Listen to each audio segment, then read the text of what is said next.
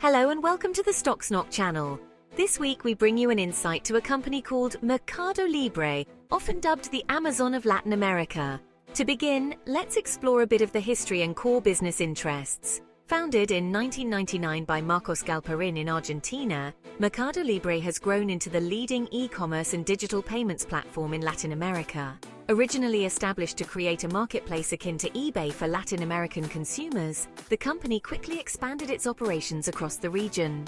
MercadoLibre operates in 18 countries today, with Brazil, Argentina and Mexico representing its largest markets. MercadoLibre's primary business interests span e-commerce, fintech through its Mercado Pago division, and logistics via Mercado Envios. Its marketplace features a vast selection of products including electronics, fashion, and home goods, while Mercado Pago delivers a range of digital payment solutions, such as mobile wallets, payment processing, and credit services. Meanwhile, Mercado Envios manages logistics, supporting sellers with delivery services, warehousing, and last-mile solutions. They've got a massive marketplace where buyers and sellers connect, much like Amazon or eBay. In addition, MercadoLibre provides advertising services, enabling businesses to promote their products through sponsored ads. Over the years, the company has transformed into a comprehensive ecosystem, seamlessly integrating commerce, finance, and logistics to serve both individual consumers and businesses. An intriguing and notable fact about MercadoLibre is that its founder, Marcos Galperin, conceived the idea for the company while developing a business plan as part of his MBA studies at Stanford University. Not only did the project lead to the creation of the largest e-commerce platform in Latin America, but it also means that MercadoLibre was essentially born as a homework assignment that turned into a billion-dollar company. It's a great reminder that sometimes your school projects can pay off, quite literally.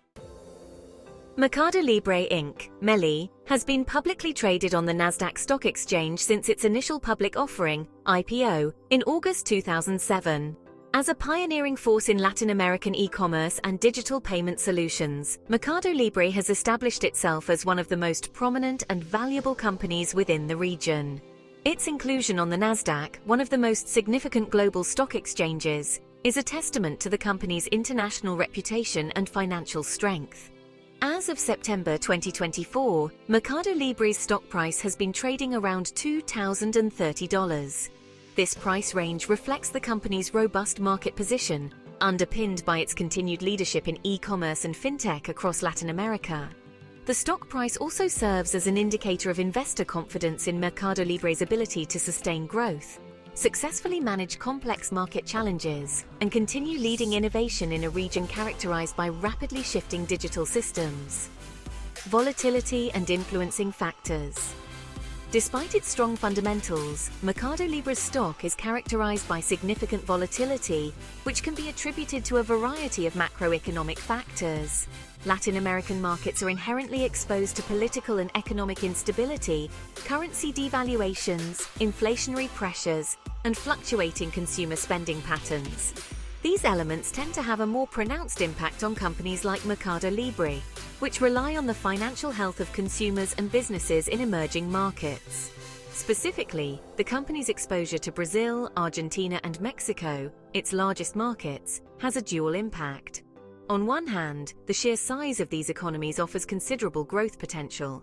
On the other, political unrest, economic crises, and inflationary pressures in these countries can lead to temporary setbacks in MercadoLibre's stock price.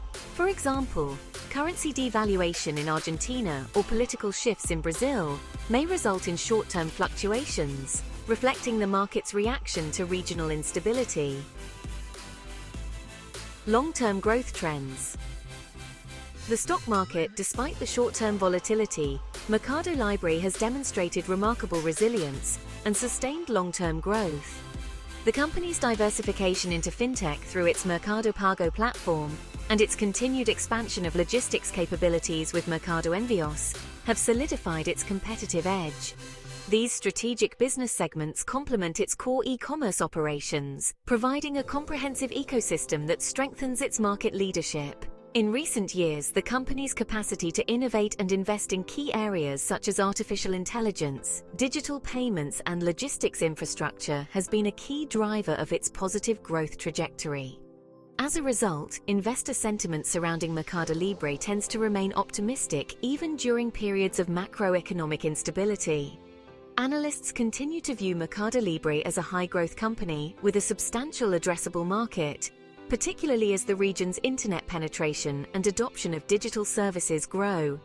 As e-commerce and digital payments gain further traction, MercadoLibre is well positioned to capture a larger share of these markets, which should support continued appreciation of its stock price over the long term. MercadoLibre's current stock price reflects both the inherent risks and opportunities associated with operating in emerging markets. While volatility is expected to persist, the company's strong fundamentals, innovative approach, and diversified business model suggest a positive outlook for sustained growth and long-term value creation for shareholders. As of mid-2024, MercadoLibre boasts a market capitalization of approximately $83.32 billion, with the current market cap at $103.33 billion, making it one of the largest companies in Latin America.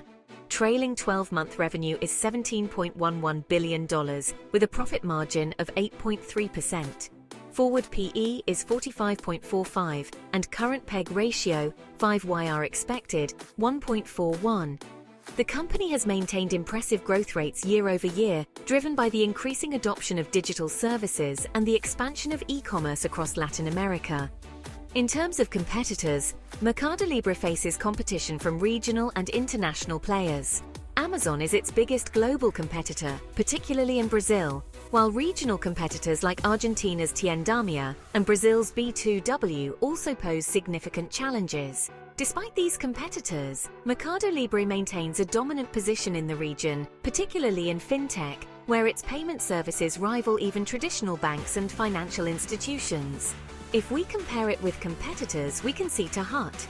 Amazon has an established brand in Latin America, but MercadoLibre's deep understanding of local markets and entrenched logistics network give it a distinct edge. In Brazil, MercadoLibre leads B2W in terms of market share, especially in fintech and logistics.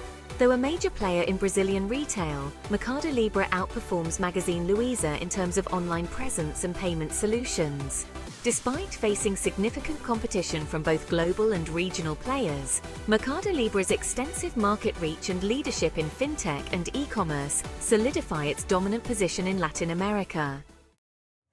MercadoLibre is heavily investing in expanding its footprint across South America. Key strategic priorities include geographic expansion. While already present in major Latin American markets, the company is deepening its presence in underpenetrated areas, particularly in Colombia, Chile, and Peru. Logistics infrastructure. MercadoLibre is ramping up its investment in logistics, planning to open more distribution centers and streamline delivery processes to further integrate Mercado Envios. This will reduce delivery times and costs for consumers. Fintech expansion. Through its Mercado Pago division, the company is expanding its financial services portfolio by introducing credit services, insurance, and even investment options in countries like Brazil and Argentina. Acquisitions. They have also shown interest in acquiring smaller tech startups to boost their capabilities in artificial intelligence, AI, digital payments, and logistics technologies. Environmental and social initiatives.